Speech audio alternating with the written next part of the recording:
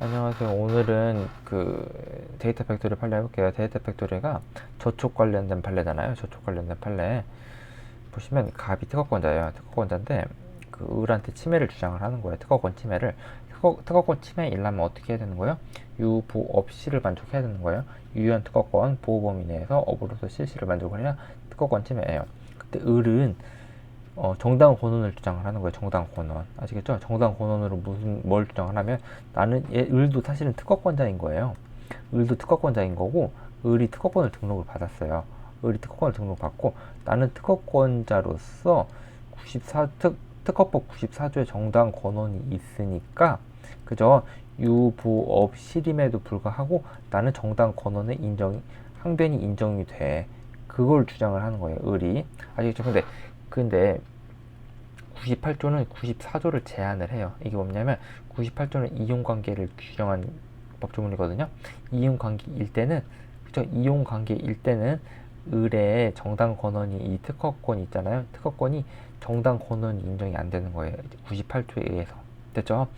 98조에 의해 가지고 94조가 제한이 되니까 정당 권한이 인정이 안 되니까 갑의 특허 침해 주장에 대해서 을은 항변을 못 하잖아요. 그러니까 을은 갑의 특허권 침해가 맞는 거예요. 이렇게 되는 게 이제 98조인 건데, 98조에는 이용 관계는 규정을 해놨는데 저촉 관계는 규정을 안 해놨어요. 아시겠죠? 저촉 관계를 규정을 안 해놔가지고 저촉 관계일 때도 똑같이 이용 관계랑 마찬가지로 저촉 관계일 때도 94조의 정당 권한이 제한이 돼서 을의 발명 실시가 갑의 특허권 침해인 건지가 이제 문제가 되는 거예요. 아시겠죠? 저촉 관계일 때 정당 권한의 항변이 인정되는지 안 되는지, 여기는 논거 위주로 외워주시면 되는 거거든요. 상표 사건이니까 이게 논거가 어떻게 되냐면, 첫 번째 논거 상표권 효력. 상표권 효력은 상표권자는 지정 상품에 대해서 사용할 권리를 가진다. 89조에 의해 가지고, 그죠? 그리고 등록 배제도 있어요. 동일유사 상표에 대해 가지고 동일유사 상품을 사용한 경우에는 치맥 소극적 효력도 있다. 요 경우에는 아시겠죠? 적극적 효력도 있고 소극적 효력도 있는 거예요. 됐죠? 이렇게 됐고, 상표권의 효력이 이렇게 됐고, 그 다음 선언주의. 우리가 상표법에서는 선언주의를 채택을 하고 있잖아요. 선언주의가 어떤 거예요? 35조 선출원주의랑 34조 1항 7호 선등록주의가 그거잖아요.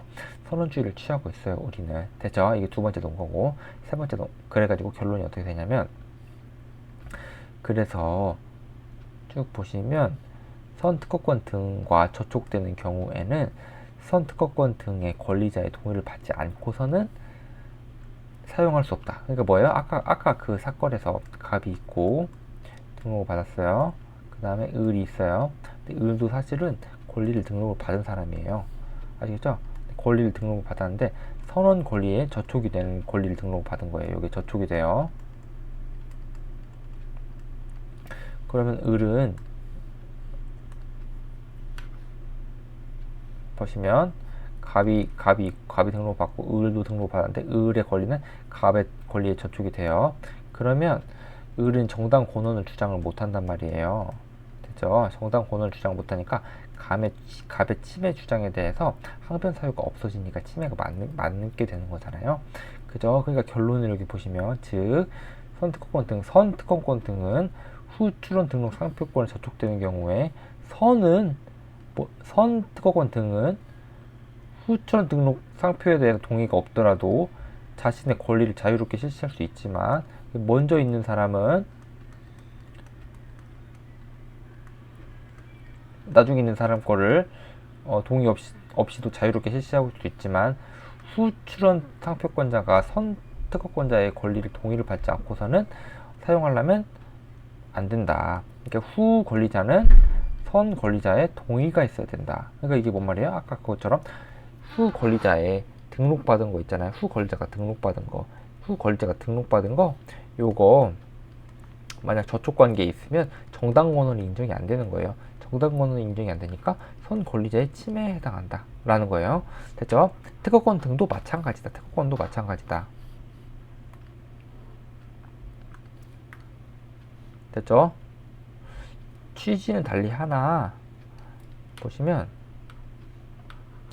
상표랑 특허랑 마찬가지로 각 법률의 규정, 체계, 취지로부터 상표법과 같이 저촉되는 지식재산권 상호 간에 선언의 권리가 우선한다는 기본 원리가 도출된다. 됐죠? 아까 말한 것처럼 선언주의가 있고 선언주의가 상표법만 규정되는 게 아니고 특허법에서도 이제 규정이 되잖아요. 이러니까 상표법에서의 법리가 특허법에서도 적용이 된다. 됐죠? 이게 뭐예요? 데이터 팩토리 판례예요.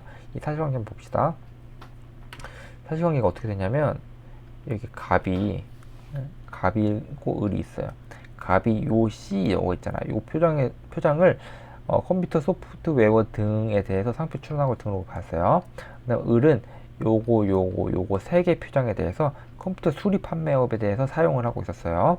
아시겠죠? 근데 여기서 이제 요거 중에 요거 두 개 데이터 팩토리 있잖아요. 요거 두 개에 대해서 사용 금지 손해배상 청구를 하는 거예요.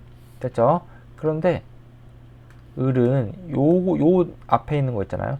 요 데이터 팩토리에 대해서 상표 출원하고 등록받았어요. 그러니까 얘 을은 요거 내가 등록을 받았으니까 요거 등록받았으면 난 정당 권한이 있다고 이렇게 주장을 하는 거예요. 갑한테 요 정당 권한이 만약에 요 권리가 요 앞에 등록받은 거랑 저촉이 된다면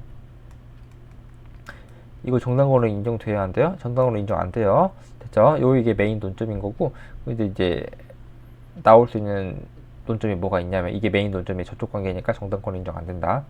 보시면 상품 요거 보시면 컴퓨터 소프트웨어 등이잖아요. 근데 여기는 컴퓨터 수리 판매업이잖아요. 여기서 요거가 유사하다고 봤어요. 요것도 이제 사안포섭 다 해주셔야 되는 거고 판례 쓰고 사안포섭 해주셔야 되는 거고 그 다음에 여기 표장 있잖아요. 여기 표장이랑 이 표장이랑 선원 권리자가 등록받은 표장이랑 후원 권리자가 사용하고 있는 이 표장과의 관계 있잖아요. 요 표장이랑 요 표장이랑도 유사하다고 봤어요. 됐죠? 요것도 유사하다고 봐. 상품도 유사하고 표장도 유사한 거예요. 요것도 다 사안포섭 해주셔야 팔레 쓰고 사안포섭 해주셔야 되는 거고. 근데 메인 판례는 뭐예요? 후등록 상표의 정당 권한이 인정 안 된다. 요게 메인 판례인 거고. 알겠죠? 저촉 관계일 때 정당 권한이 인정 안 돼서 침해가 맞다. 됐죠? 상품 이게 정리를 해보면 상품 유사, 컴퓨터 소프트웨어 등이랑 여기 컴퓨터 수리 판매업이랑 여기 서비스고 여기 상품이잖아요. 여기 유사하다고 봤어요.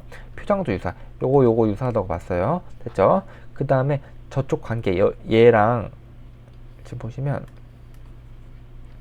얘랑 저쪽 관계거든요. 얘랑 저쪽 관계예요.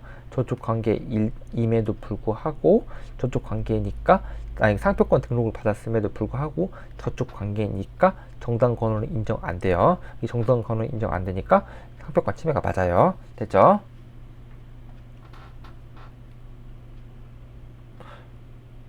요거를 특허법에서도 그대로 적용할 수 있다는 것까지